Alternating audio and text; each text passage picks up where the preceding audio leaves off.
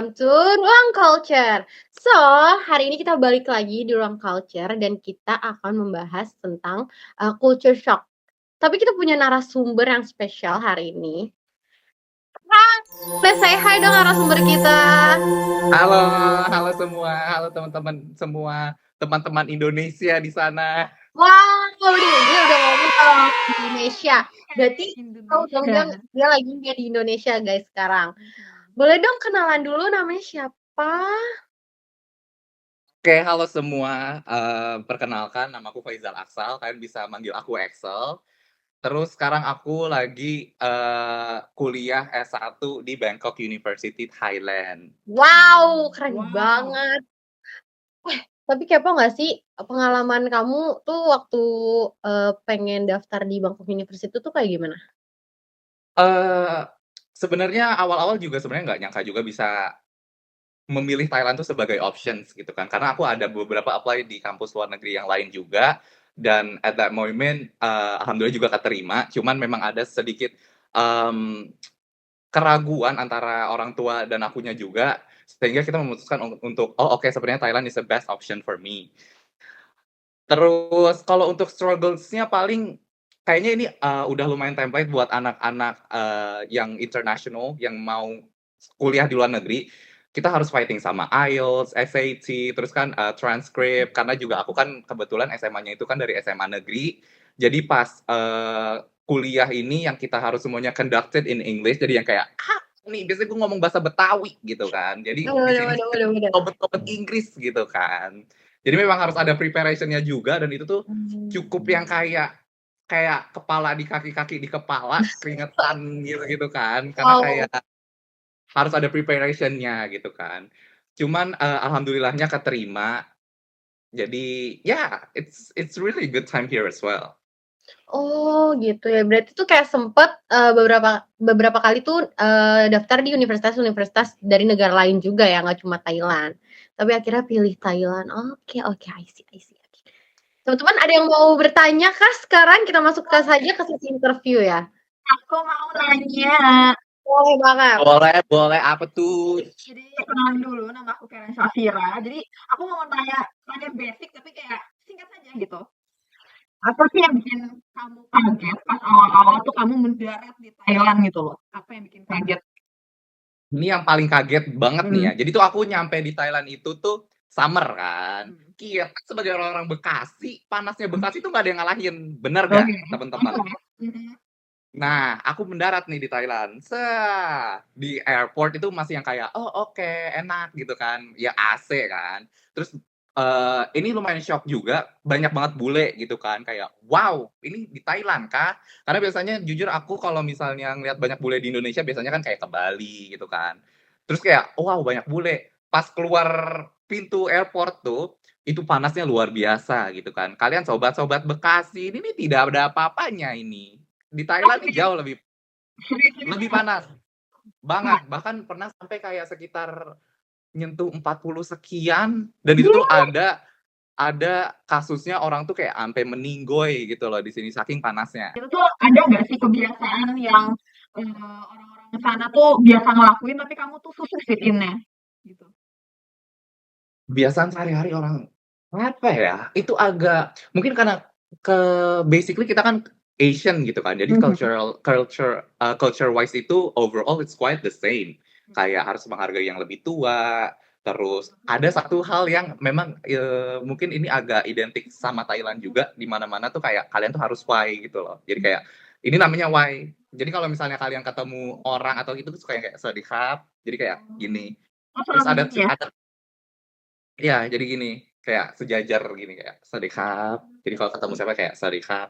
Dan menurut aku I find it really cute, karena kayak, apa ya, paling kalau di Indo kan kita cuman yang kayak a little bit bow, kalau nggak salim gitu kan. Mhm. Salim sih, most of the time kan biasanya salim, tapi kalau mereka tuh lebih kayak "Swadikap." Dan itu aku emang agak adjust a little bit, nggak terlalu kepake, cuman kalau ketemu orang yang nggak tahu atau someone older, mereka bakal lebih respect, apalagi kalau tahu kalau kalian tuh bukan orang Thailand. Jadi yang kayak, "Oh, you know this culture." Halo EXO. Oke, aku ada pertanyaan. Pernah nggak sih ada kejadian kamu secara nggak sengaja tuh melanggar norma di sana gitu? Sejujurnya overall belum belum dan jangan sampai gitu kan. Lebih kayak mungkin karena teman-teman aku juga di sini tuh kan orang Thailand kan rata-rata. Jadi mereka tuh saling mengingatkan juga kalau jangan banyak yang kayak do and don'ts yang mereka kasih tahu ke diriku juga gitu kan. Berlin. Di sini aku mau nanya, susah nggak sih nyesuaiin diri sama lifestyle? Kan tadi udah dijelasin tuh. Nah, pasti kan lifestyle kita ada yang beda dong. Nah, terus, eee, gimana sama orang-orangnya di sana juga gitu, lifestyle sama orang-orang di sana juga? Mungkin sama students di Students-nya kali ya, kayak lifestyle menyesuaikannya. Itu depends sih. Kalau aku pribadi ada beberapa hal kayak termasuk makanan, terus termasuk uang jajan gitu loh. Itu beda banget kan. Karena ibaratnya kita mau beli, let's say zaman SMA gitu ya. Kayak aku mau beli cilok aja tuh kadang suka mikir beli berapa ya? Apa gimana ya? Beli nggak? Jangan ya gitu-gitu loh. Sedangkan di sini tuh mereka kayak beli mah beli aja karena mungkin karena currency juga kan. Currency mereka tuh jauh lebih tinggi daripada currency Thai. Sedangkan currency Indonesia tuh nggak terlalu, ya tau lah currency Indonesia kayak gimana gitu kan. Terus juga yang bikin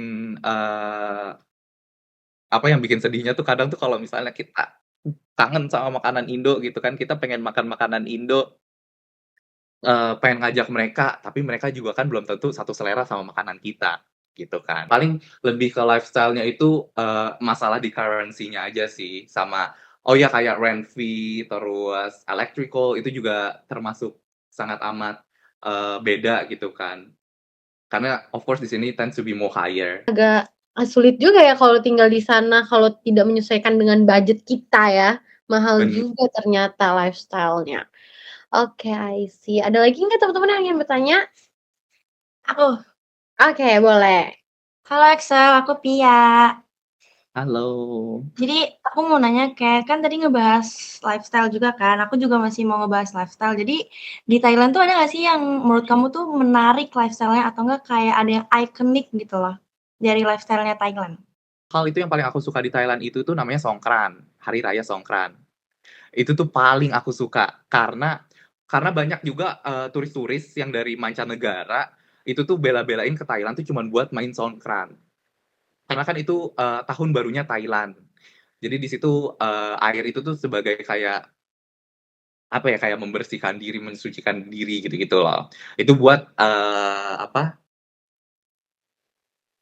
Songkran yang sesungguhnya. Ini correct me if I'm wrong juga ya, karena aku di sini sebagai student yang masih belajar juga kan. Jadi mungkin aku ada salah-salah kata atau gimana. Jadi mungkin teman-teman kalau misalnya juga bahkan lebih tahu daripada aku, boleh banget buat ngekoreksi gitu kan.